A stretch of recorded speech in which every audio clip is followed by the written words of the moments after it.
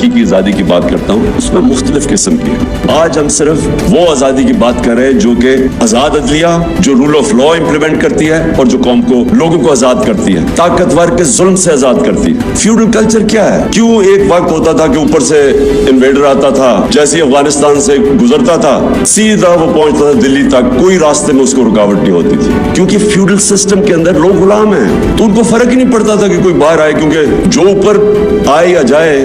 بابر کے اوپر یہ جو پہلا مغل بادشاہ جب آیا تھا تو اس کے اوپر یہ ایک انسیڈنٹ بتایا جاتا ہے. فتح کرنے سے پہلے اس نے ایک ریڈ کی پانی پت سے پہلے سیالکوٹ کے پاس، تو کہتا ہے ایک چھوٹی سی لڑائی ہوئی، یہ جیت گئے.